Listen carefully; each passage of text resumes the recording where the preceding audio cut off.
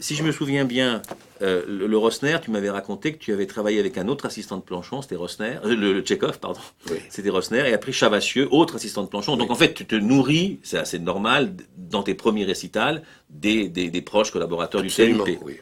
Et puis, en 1974, alors là, il y a quand même une rupture qui va anticiper d'ailleurs celle qui va se produire après avec Sartre, c'est la rencontre d'un certain Bruno Beuglin, Ah oui, ça c'est une grande ou rencontre. Rimbaud. Ah oui, ça c'est une grande rencontre difficile, très difficile. Mais quand même, je veux dire une petite chose Ouais. avant, sur Planchon par rapport à Maupassant. Tout le monde, c'était le point de vue public, mais chez Planchon, l'entourage de Planchon, Maupassant, c'était pas leur truc. C'était Et, pas politique voilà. correct. Et il m'a un jour dit, viens, on va faire un petit tour. Il a tourné autour du pot.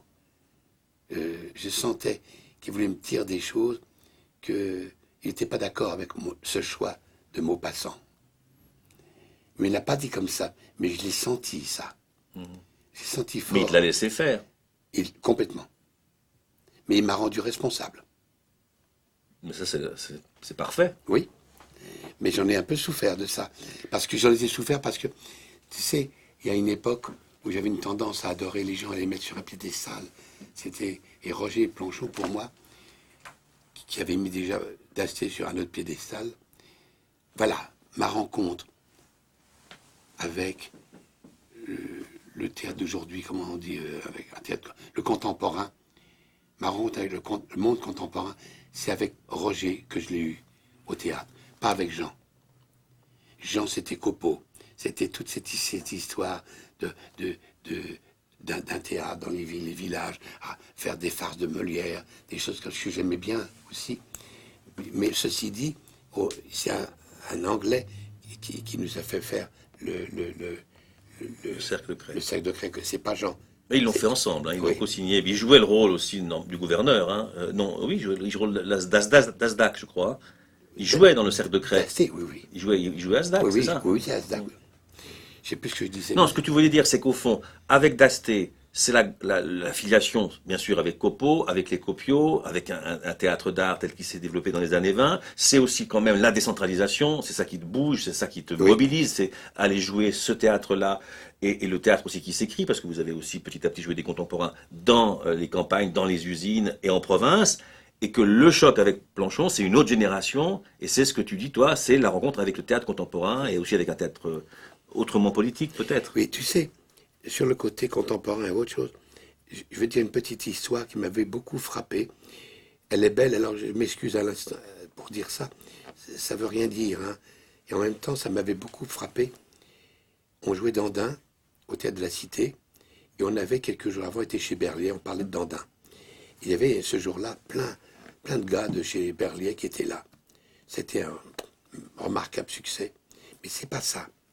J'ai été au bar de l'Entracte. Il y avait deux gars qui étaient là, qui avaient vu Dandin. Ça fait paraître un petit peu démago ce que je dis, mais parfois la vie est faite des démagos sublimes. Il y en a un qui dit, eh ben dis donc, je savais pas que ces trucs-là c'était fait pour nous. Moi j'ai dit ça à Roger, j'ai dit, on devrait mettre En grand, sur en le grand théâtre. sur le théâtre. Je savais pas que ce théâtre c'était fait pour nous. Je me souviens qu'une fois, je t'ai amené en voiture de Genève à Albertville, où on me donnait aux frères humains, et à plein d'endroits, en traversant cette belle campagne, tu m'as dit, là j'ai joué, là j'ai joué, là j'ai joué, et tu m'as dit, la mission de décentralisation du TNP, je l'ai fait en allant jouer partout, et je crois que c'est pas du tout abusif. T'as joué dans tous les coins possibles et inimaginables, Mais ces sans récitals. penser que je Non, non, c'est ce que tu dis 40 ans après. Voilà. Il y a 40 ans, tu étais fier, il y a quelques temps, tu étais fier de le dire. Donc moi, je relate cette histoire du point de vue de l'homme qui a fait ça. Quand tu le faisais, tu avais quand même l'impression de faire quelque chose d'exaltant. Mais oui, j'avais surtout le trac. le trac, tu l'as toujours. Ah, le jour où j'aurais plus le trac, j'aurais le trac de plus l'avoir. Ça Je sera pense, terrible. oui, oui, ça sera encore pire. Oui, c'est sans un doute. compagnon. Hein. Ouais. Et tu as aussi beaucoup voyagé avec ces récitals, je crois. Beaucoup, j'ai été Alors, hors au de Canada, France. j'étais au Japon. Oh, c'est Au dommage. Japon. Oui, il doit y avoir quelque part par là une version Prévert japonaise. Je l'ai pas vu. Non. Enfin, Prévert. Alors, Prévert. Prévert, l'homme qui rit. Ça, c'est Et là, Prévert. Voilà, ah là, elle est là. voilà la version japonaise. Alors, raconte-moi. Alors voilà, j'arrive, c'était une école qui était là. Et la crosse en l'air, miroir brisé, tout ça. Ouais. Et je vois des jeunes qui étaient debout. Ouais. Je ne veux pas debout parce qu'il y a les caméras. Ah, il y a des caméras? Non, là, pour Ah, le moment. ah, là, maintenant, là. bah oui. Ah oui. Il y a- Non, mais alors, Il allons-y. y a, alors. il y a deux messieurs qui nous prennent Ah bon? Ah bon, bonjour, messieurs. en image. Ils sont deux. Ouais. Il y en a un qui regarde la caméra justement. Tu vois. Oui, fais On devrait attention le parce filmer. que... On devrait le filmer aussi. Ouais, Tu vois. ouais. On n'en a pas assez de caméras. Et alors, et tous ces élèves qui étaient droits comme ça, j'arrive, ils s'assiedent. Et je commence. Et là, ce récital durait 1 heure, 1 heure et demie. Je n'ai jamais vu un visage. Il était là. Et puis il suivait.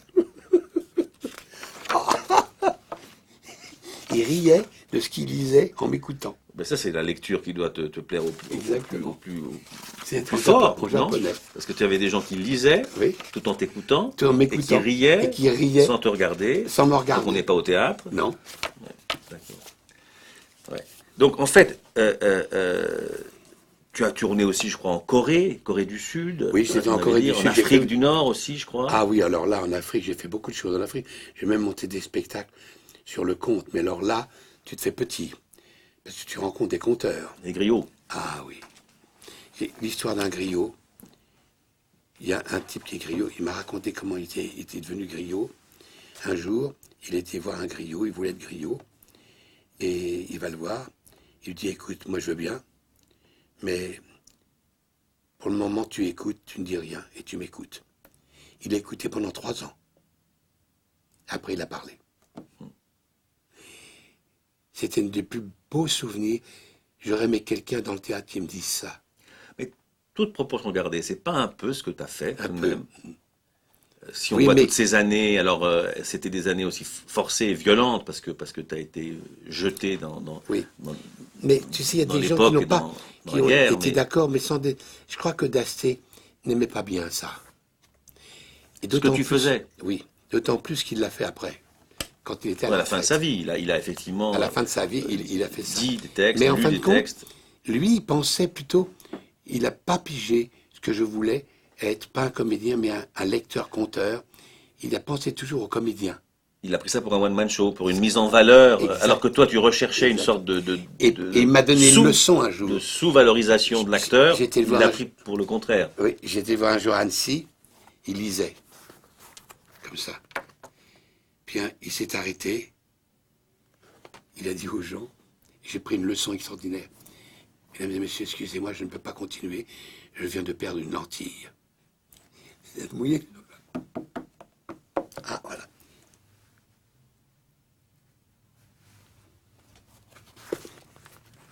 Et les gens ont applaudi. Et je dis, oh, j'aurais dû perdre une lentille un jour. Pour être, j'étais jaloux de ça. Non, j'étais jaloux de la simplicité devant laquelle il a fait ça. Ça, c'est la plus belle leçon de Jean. Bah, de toute façon, c'était quelqu'un qui était d'une sobriété Oui. rare. Et, La plus belle leçon de... aride. C'est une des plus belles histoires de théâtre que j'ai vues. C'est quelqu'un qui perd sa lentille. Très bel effet de distanciation aussi par rapport à. Alors, donc, tu viens d'évoquer rapidement à travers le Japon Prévert.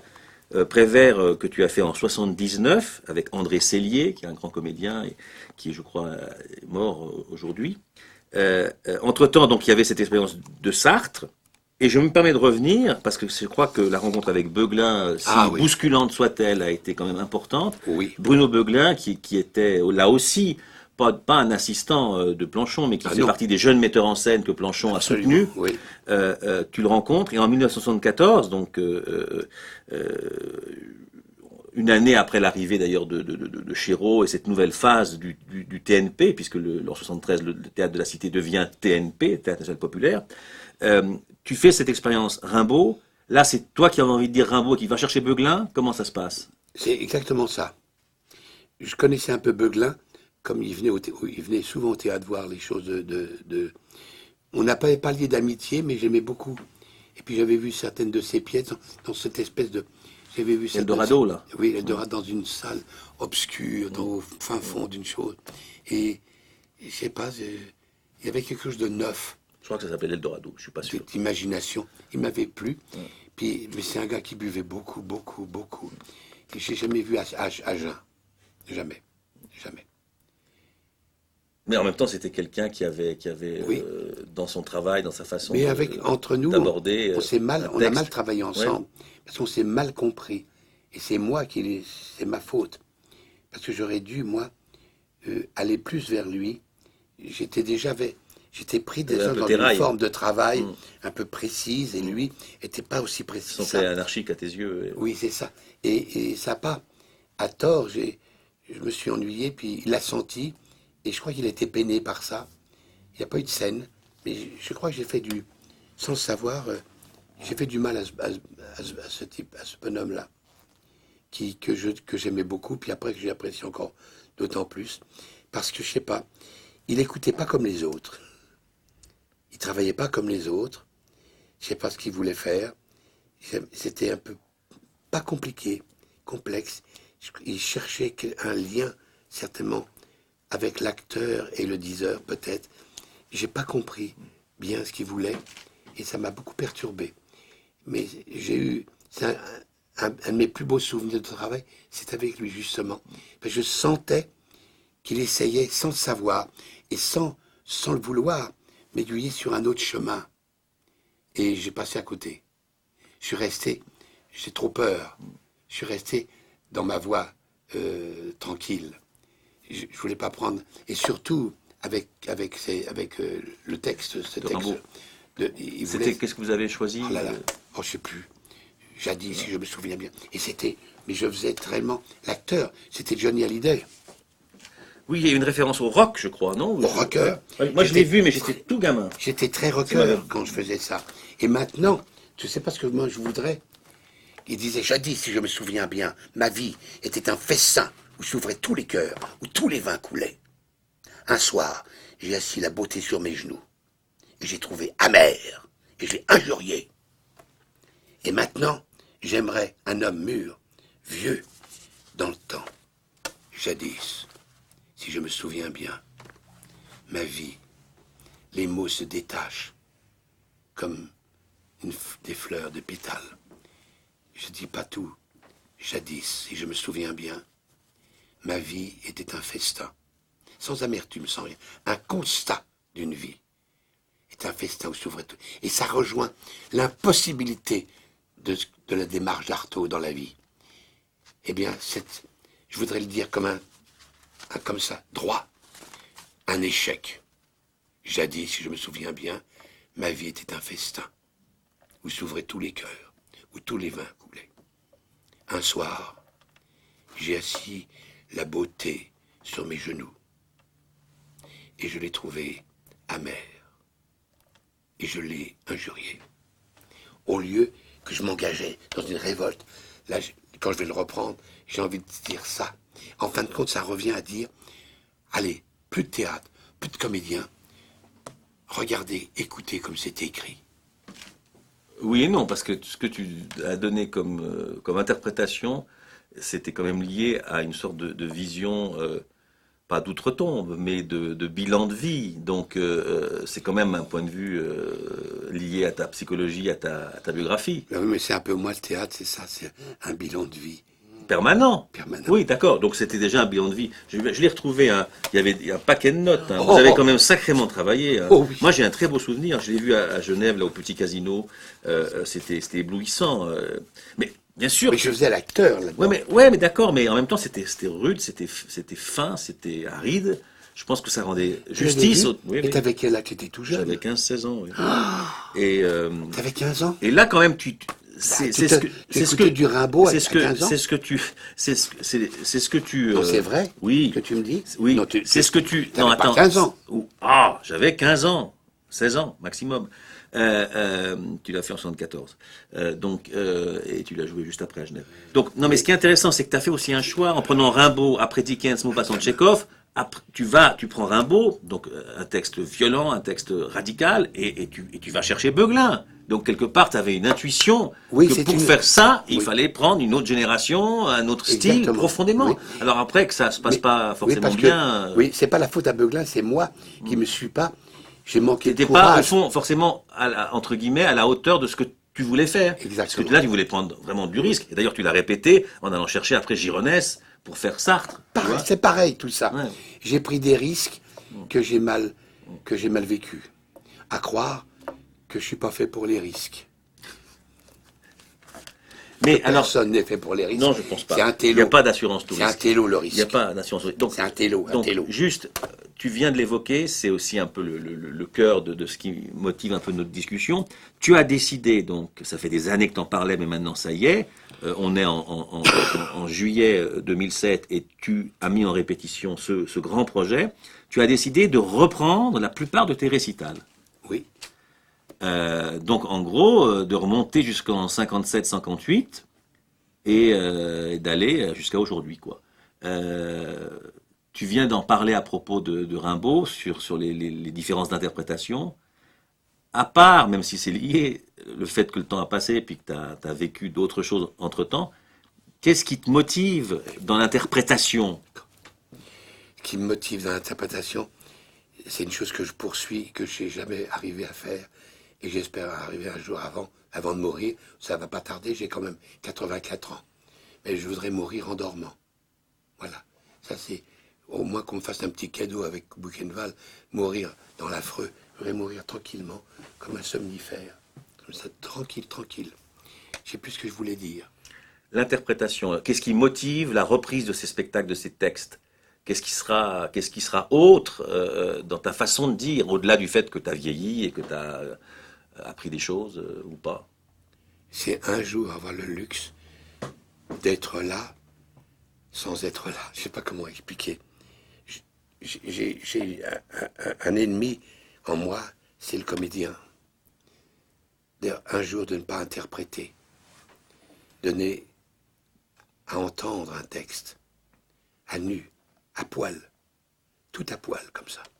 Alors je voudrais un jour, ça soit en pleine nudité, c'est mon grand, c'est un rêve comme on peut avoir un rêve d'absolu, donc ça veut dire que j'arriverai jamais, mais je m'en fous, je suis sur la voie. Tu pourras toujours rêver à y arriver. Oui, toujours. Et un jour d'arriver à faire découvrir des textes sans dire « Ah, quel bon lecteur !» Oui, ce qu'on dit souvent. Bien Guillaume, sûr. c'est merveilleux, quel Oui, lecteur, ça, voilà. cet amour des Je voudrais- mots. Je voudrais arriver qu'ils me disent oh, quel auteur. J'étais ému par cet auteur-là. Je ne savais pas qu'il avait dit ça. Là, tu prends. Ému par de la tu pensée, usurpes et une ému place. par Tu une prends langue. la place d'un auteur. Enfin, en donnant la parole, tu prends sa place. Sans le vouloir vraiment, bien sûr. Oui, bah, c'est un truchement en même temps. Les gens ne sont pas dupes non plus quand ils disent, Tu comprends quand ils disent quand un j'ai- compliment à Guillaume, c'est Oui. évidemment seulement et Quand- uniquement à Hugo qu'il est adressé. Bien sûr. Hein. Mais Ce qui moi, doit te j'ai faire vu- très plaisir si Quand c'est j'ai comme fait ça. de la figuration chez Laurence Olivier, j'ai vu travailler les acteurs anglais. Ah tu dis, quel génie ce Shakespeare. Et en France, on dit, Molière c'est beau, mais alors, il jouait ça d'une façon remarquable. Je voudrais arriver à l'autre chose. Oui, mais tu prends l'exemple des acteurs anglais qui, dans la grande époque des années 50, Avec Laurence Olivier. avec Laurence Olivier, Lodvig, etc., c'est ça. sont aussi réputés pour être des acteurs avec une performance, une capacité de performance inouïe et de Ah oui, mais brio et de technicité. Est-ce que c'est forcément obligatoirement opposé à la vérité ou à la vérité tellement relative? Parce que c'est Non. artificiel tout ça. La vérité, c'est celle que tu trouveras toi-même. Voilà. C'est celle que tu trouveras. Ça veut dire quoi, te trouveras? Faire mon rêve, c'est surtout enlever, dépoussiérer un peu l'image qu'on dit. Ah, tout de suite, il y a un mot, moi, qui m'assied beaucoup et que je discute pas. Parce qu'il y a beaucoup de comédiens qui en sont. Ah, c'est beau, mais c'est un télo. C'est chiant, on n'a rien compris. Ça me navre. Je voudrais arriver qu'un jour, un type. C'est pour ça que je parle l'autre jour, de ce clown fantastique qui est mort, assassiné, sur une moto. Coluche. Oui. C'est un poète, je crois, ce bonhomme. Un vrai, un authentique poète qui avait le trac et qui se servait des mots de tous les jours. Puis en fin de compte, il n'était pas ça. C'était un homme. Je ne sais pas comment dire. Je me trompe peut-être. Non, mais ce que tu veux dire quand même, et qui est important, parce que c'est que tu n'es pas de ceux qui considèrent que l'intelligence et l'intellectuel, les intellectuels, Oui. sont des gens à bannir du Ah, théâtre. pas du tout. Pas du tout. Mais nous, on n'a pas à s'en servir de ça si on n'est pas comme ça. Qu'est-ce qu'on est? C'est ça que je cherche toujours. Parce que c'est toutes les destinées d'un homme et d'une femme. Qu'est-ce qu'on est? Et au théâtre, parfois, sans rentrer dans les grandes...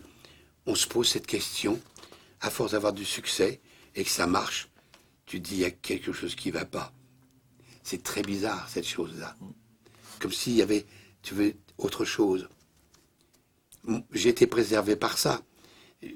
Bien heureux, c'est ceux qui ne se posent pas cette question, et qui sont d'ailleurs beaucoup plus demandés, et qui font beaucoup d'effets, parce qu'ils ont, la nature leur a donné une personnalité que j'ai pas. Il y a des acteurs, on dit, ils en font beaucoup. Tu sais à qui je pense en ce moment, ici. Ils en font beaucoup, oui et non, parce que cet acteur-là, c'est un vrai acteur. Un vrai acteur. Moi, je l'ai vu quand il est rentré chez Planchon, dans Les Trois Mousquetaires. Déjà, Planchon disait qu'il en fait trop. Mais en fin de compte, c'est une erreur de dire il est comme ça. Il est vraiment comme ça, je crois. Il ne peut pas être autrement.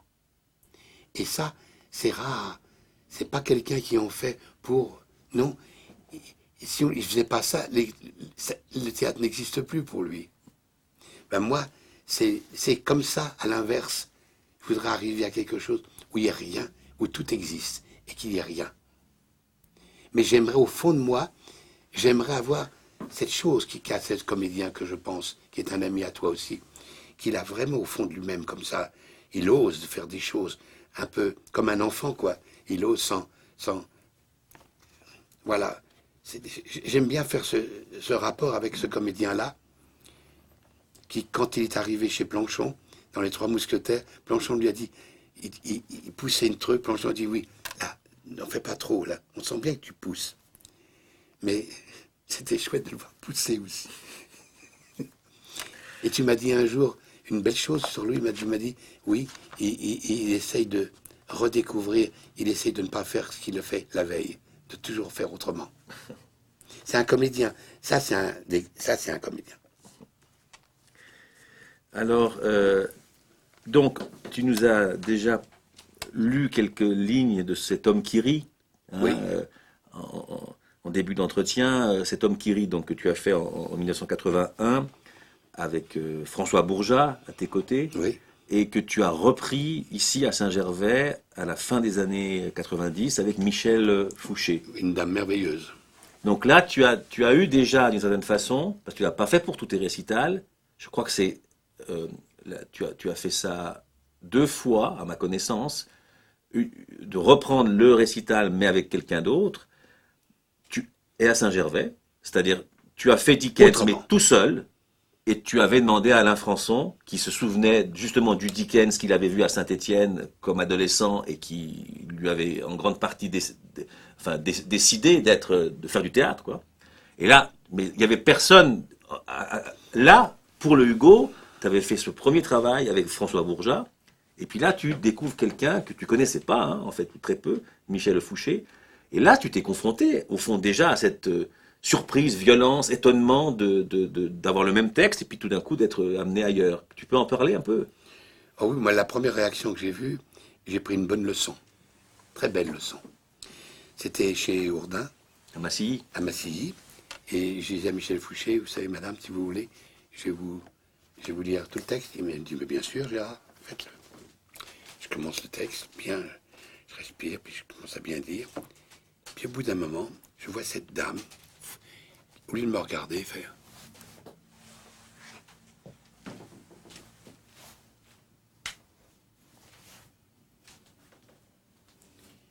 Je me suis arrêté, j'ai dit, écoutez, madame, ça va pas?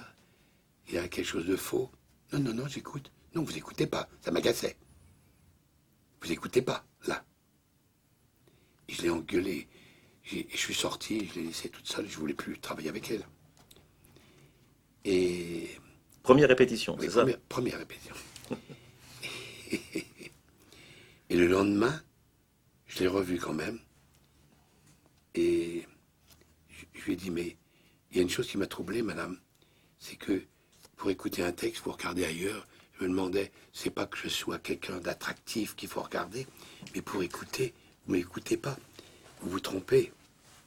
Si je vous regardais, je serais diverti par votre jeu, peut-être, où vous êtes, mais j'essayais d'écouter vraiment le texte qui me parvenait, et je regardais ailleurs. J'ai dit, merci madame, je viens de me prendre une bonne petite leçon.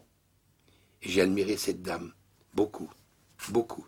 C'est une des plus belles choses que j'ai faites au point de vue du texte. Elle ne m'a pas lâché. Et ce qui était beau, elle était une femme assez sévère, comme ça. Mais le jour de la première, elle était au premier rang, elle était comme ça. Elle a un visage de gosse. Elle était heureuse. Elle était comme ça.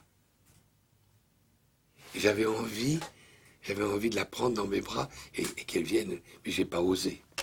Comme il y a un autre monsieur qui était au premier rang, qui est un poète aussi, qui est venu aussi, que tu es un ami à toi. Armand Gatti. Armand Gatti, qui était là au premier rang. Et qui est venu aussi, qui m'a embrassé devant tout le monde. J'étais très fier. Monsieur Armand Gatti, moi je l'ai connu au Théâtre de la Cité. Ben oui. C'était sa première pièce, je crois. Une de ses premières pièces. Une de ses premières pièces. Auguste G. C'était Jacques Osner qui faisait la mise en scène. La vie de l'éboueur. Et puis c'était une pièce sur son père. Auguste G, c'était Jean Bouise. C'était Jean Bouise qui faisait ça. Et tu jouais dedans. Hein. Oui. Ouais. Il y avait cette incompréhension aussi avec lui et avec le metteur en scène. Dans le théâtre, je trouve que maintenant, à mon âge, je trouve que c'est très intéressant, les incompréhensions. Les incompréhensions. C'est très... C'est-à-dire on devrait mieux les écouter. On devrait pas... On a toujours un petit peu son compte à soi de se faire avoir ou de ne pas avoir compris. Puis c'est le mot toujours qui vient toujours, c'est un télo, c'est un télo. Alors, parce que c'est un télo, c'est chiant, je sais pas comment dire. Je sais plus ce que je voulais dire. Non, sur l'importance des malentendus. Oui. Et des non-compréhensions dans un processus de répétition. C'est très important, ces malentendus. C'est très, très, très, très... C'est même... Si on avait du talent, il faudrait les faire. Il faudrait les fabriquer. Et alors, à partir de Victor Hugo, dans la première version, donc celle faite avec Bourgeat au TNP, alors là, il y a une période où j'avoue que j'ai pas encore pu tout reconstituer au niveau des dates, s'entend, parce que... Qu'est-ce que c'était ? Bah alors, je sais que tu as fait l'atelier de Giacometti, de Jean Genet, avec Sylvie Mongin, oui, metteur en scène de Lyon. C'était l'ancien théâtre de Planchon, rue des Marronniers. Ah, t'étais retourné, c'est drôle. Oui. Vous avez fait le premier Dickens. Exactement, avec Marcel Maréchal. Et là, tu avais fait donc avec Sylvie Mongin l'atelier. C'est l'atelier. Genet.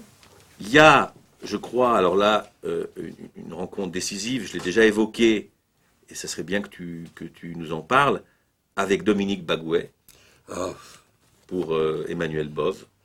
Dominique Bagouet, j'ose dire des choses qui vont peut-être un peu être lourdes.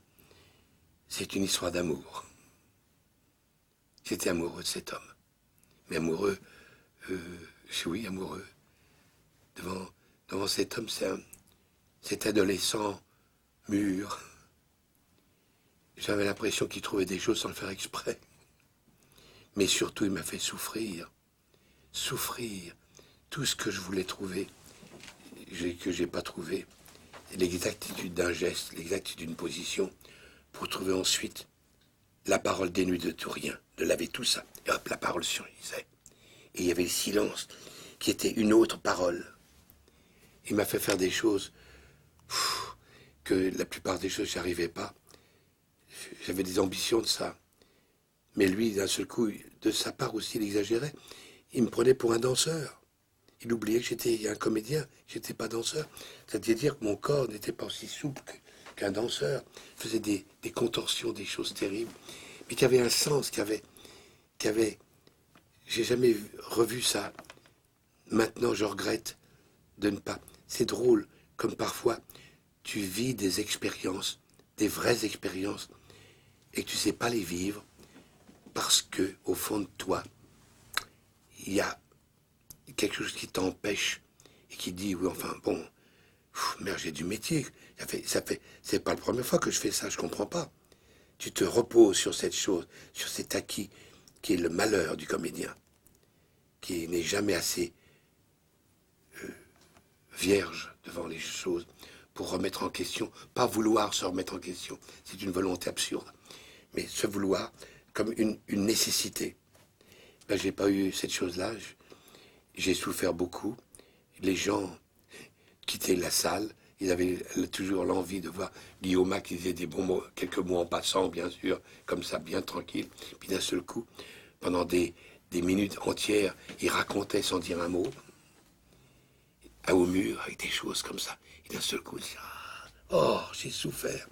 Souffert à un point, je te jure que c'est vrai, que c'est pas du théâtre, je voulais me suicider. Mais tu as souffert de faire ça ou tu as souffert des réceptions, de la réception des gens qui étaient déçus? Non, de ne pas arriver à ça. Parce que tu avais conscience dès lors oui. que tu n'y arriverais pas ou que Jamais. tu n'y arrivais pas. Oui, et que je me suis senti d'un seul coup, tu dis simplement, tu es capable de dire simplement un texte. Est-ce que tu es capable de raconter un silence? D'être aussi présent qu'un texte, que dans un silence. C'était ces silences obsédants. J'étais au mur, je faisais ça, et d'un seul coup, tout le corps, les bras restaient comme ça. Tout le corps. Je sentais qu'il avait raison, mais j'arrivais pas. J'avais les larmes aux yeux, j'arrivais pas. J'ai eu plus qu'un doute, là. Et je suis jamais arrivé. J'ai fait semblant. T'exagères pas un peu, là? Si. Ouais. Mais il faut exagérer un peu. Oui, mais pas trop. Si, beaucoup, parce que comme ça. Mais vous avez discuté de ça? Même après? Non. Et, mais dis-le-moi quand même, que le public habitué de Guillaume soit surpris, je comprends, mais est-ce que personne ne trouvait d'intérêt, je ne l'ai pas vu ce spectacle, à cette rencontre entre toi et Bagouet? Michel Bataillon. D'accord, mais est-ce que d'autres au niveau du... Planchon. Alors bon. Planchon aussi dit, c'est remarquable. Et la critique, elle était jamais comment? Vu faire ça. Comme ça. Un peu muette, un peu quelque chose qui n'a pas... Pourquoi? Parce que toujours Guillaume, un bon lecteur, bon petit, comme ça. Il voulait comment casser cette image sans faire trop de dégâts, sans m'assassiner moi-même. Comment trouver ça? Non, avec Bagouet, j'étais un tournant dur, où je crois, par contre, que j'ai appris 1000 choses. Parce qu'il était très dur, mais véritablement dur. J'en dormais pas.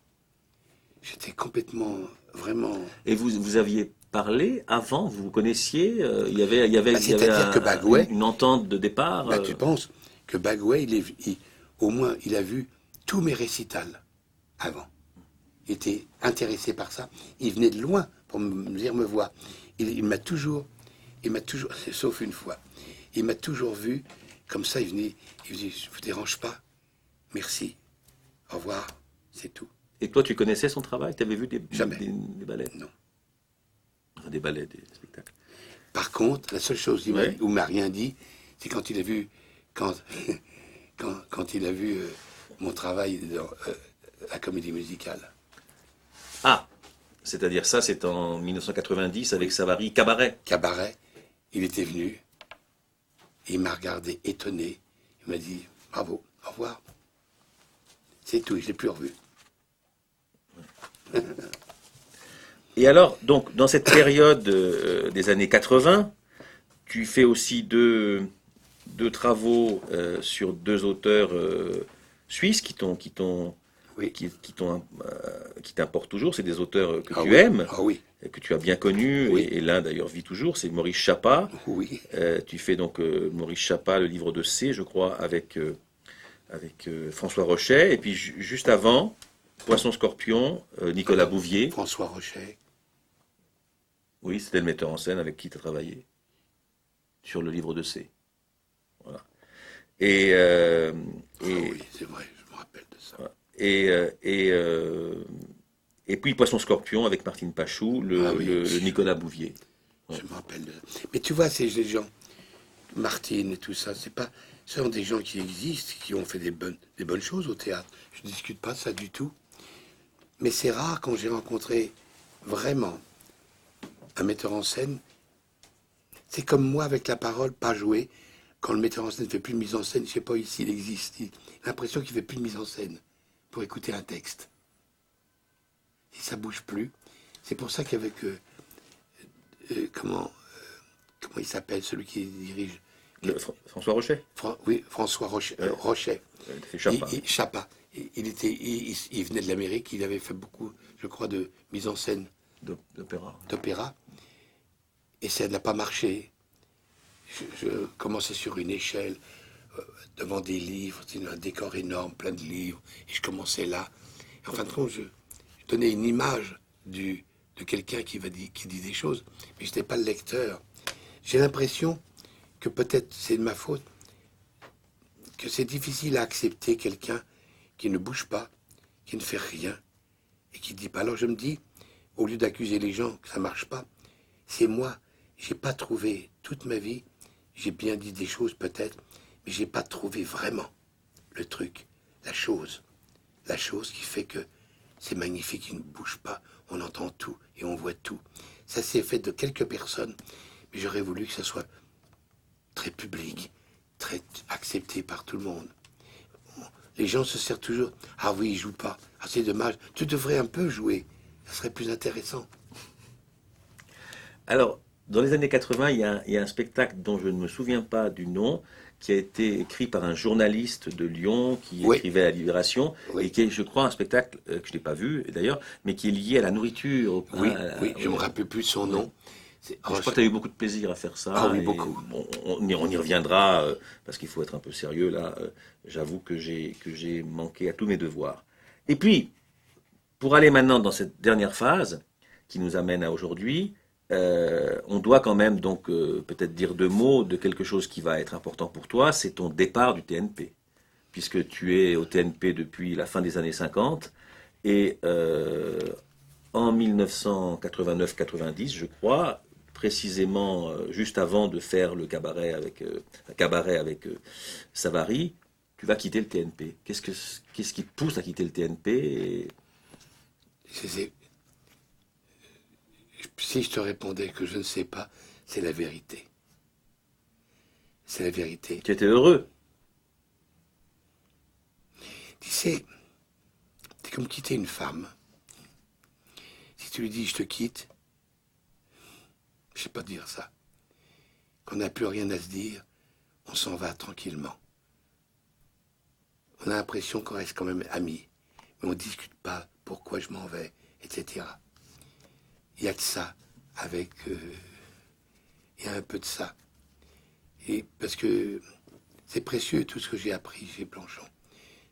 Avec Planchon, je suis devenu adulte dans mon travail, quelque part, sans perdre quelque chose de l'enfance. Mais je suis devenu adulte. C'est-à-dire, j'ai eu une réflexion, j'ai rencontré des gens qui gênent. C'est grâce à lui que j'ai rencontré Sartre, hein, d'une façon indirecte. Mais pourquoi j'ai rencontré tous ces gens qui m'ont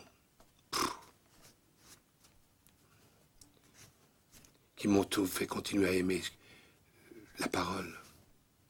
J'aime vraiment, vraiment la parole, comme le cinéma. De toute façon, tu as fait près de 30 ans au TNP, si je ne m'abuse. Hein. Oui. Donc, je vais dire, rien que de plus normal dans un processus et dans une évolution qu'à un moment donné, tu partes ailleurs.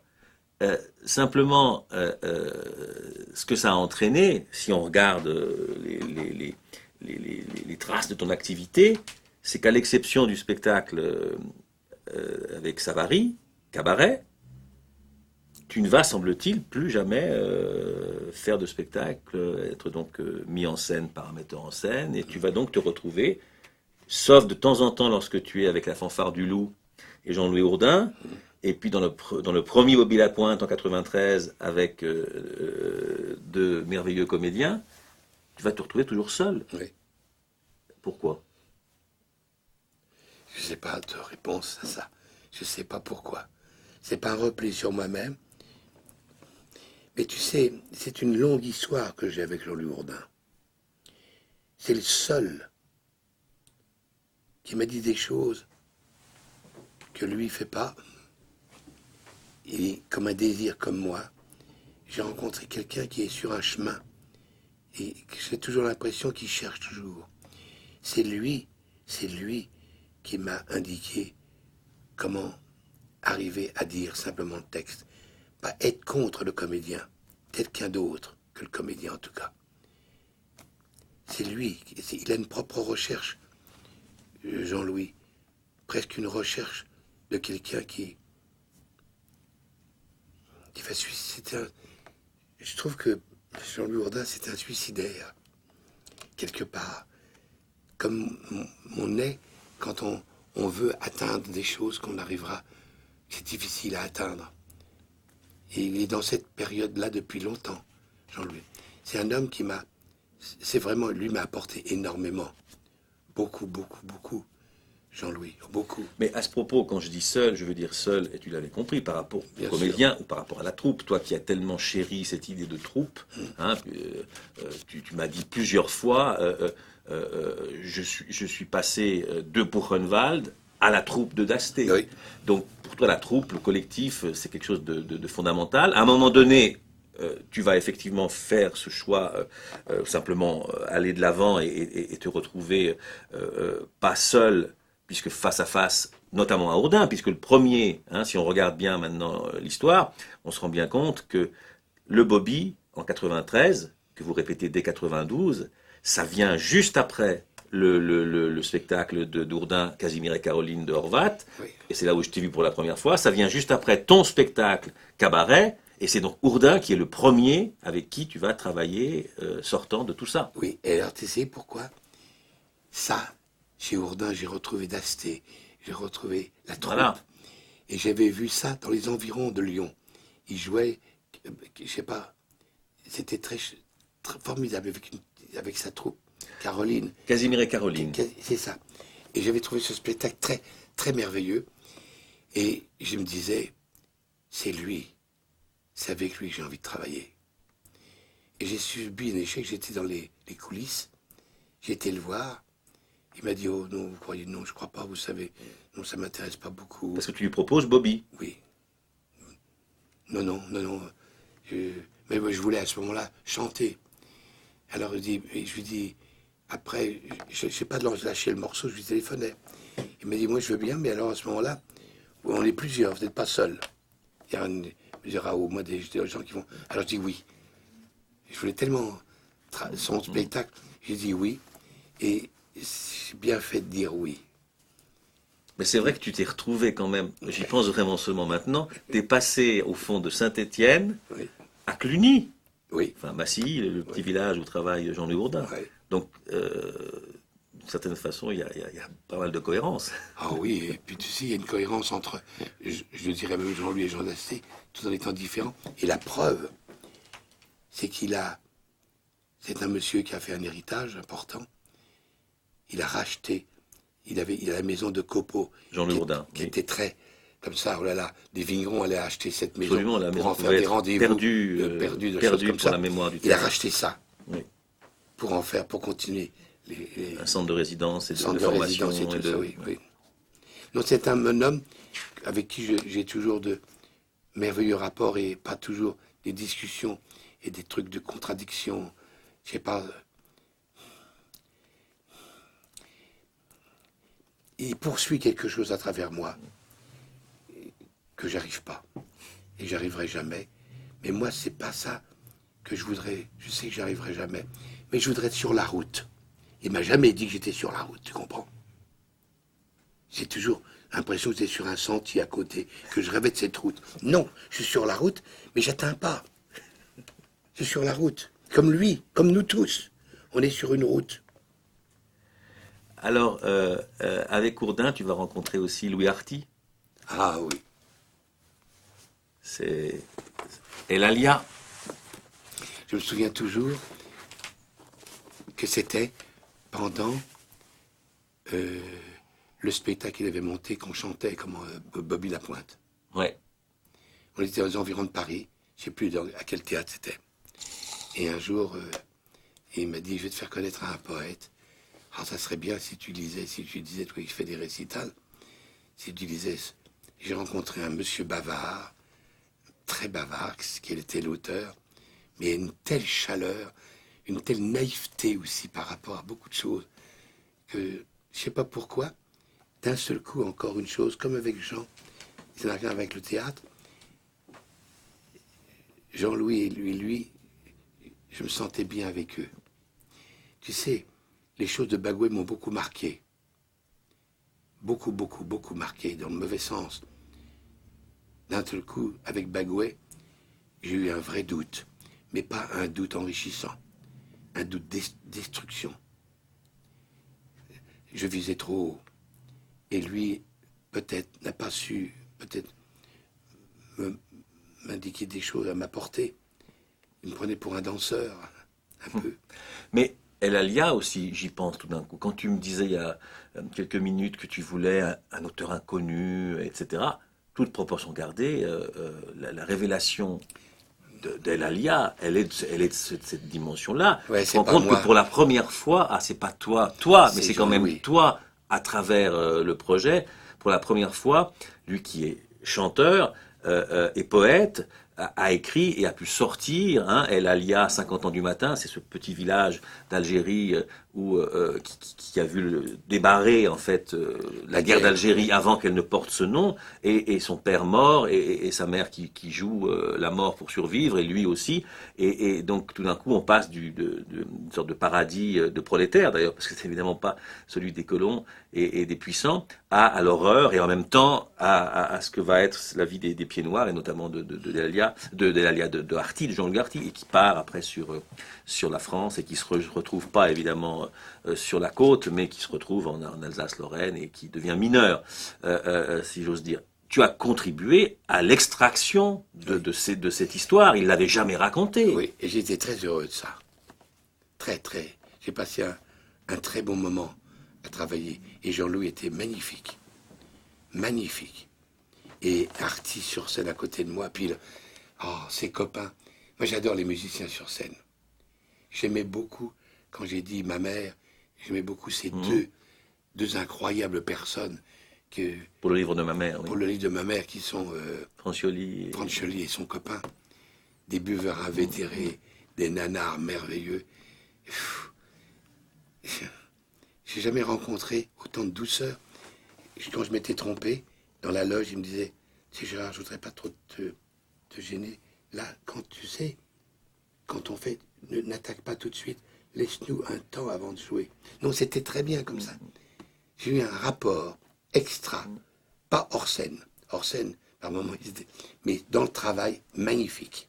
Oui, donc en fait, quand je parlais de solitude, elle était bien relative. Encore une fois, tu as développé avec les musiciens, avec les metteurs en scène, avec les auteurs quand ils étaient vivants, ou avec d'autres comédiens, en tout cas pour Bobby, ce qui est effectivement la première version du Bobby, des relations très, très fortes. Et aussi dans ces années, je l'ai déjà dit, tu as retravaillé des textes, tu as repris des textes, Hugo, Dickens, et là maintenant, entre-temps, tu découvres Albert Cohen, tu fais 2 spectacles, donc Aux Vos Frères Humains et Le Livre de ma mère.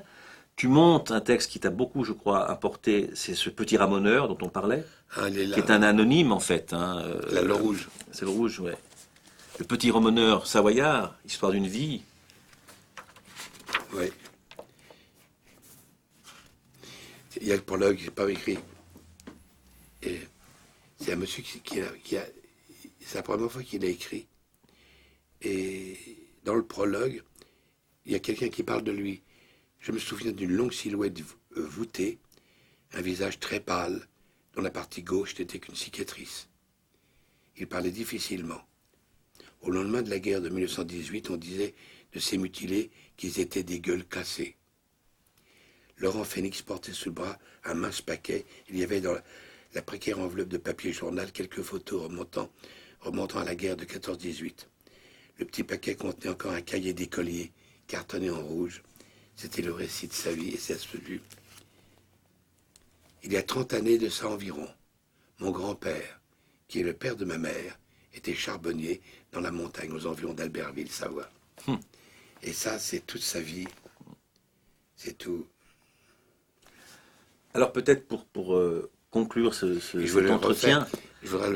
Non, vas-y, je t'en prie. C'est avec Jean-Louis Jourdain que je voudrais le reprendre. Tu vas le faire avec Jean-Louis Jourdain. Ah oui. Mais justement, donc, pour conclure cet entretien, on parlait d'Eulalia, le Dickens, ça a été ton premier spectacle, et donc ce sont ces deux textes que tu as décidé de mettre en ouverture pour cette grande aventure de reprendre un certain nombre de tes récitals, et c'est avec eux, cette saison, donc 2007-2008, que tu vas, et avec le concours d'Ourdin, que tu vas reprendre, remettre sur le métier ces deux ouvrages, et c'est pas indifférent que tu as pris Eulalia quand même.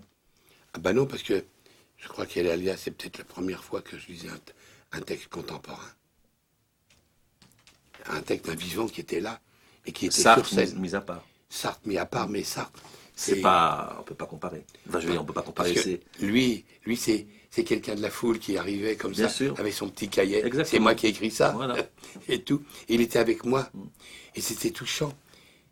Il écoutait ça comme ça. Merveilleusement. Bah oui, tu racontais sa vie, et lui-même était sur le plateau. Donc, Et puis j'avais un très bon rapport avec les musiciens. de la fanfare du loup. Ah Oui, oui, mais j'aime beaucoup les musiciens. mais c'est depuis, en fait, Cabaret avec Savary que Oui. tu as développé cette activité très Non, puis il y a souvent autre chose. répétée. Il y a autre chose. Moi, j'ai une passion secrète. Je suis 10 heures. Il y a Ah. une chose que j'aurais voulu être, Ah oui, c'est faire des claquettes. Danseur de claquettes. tu as pas honte.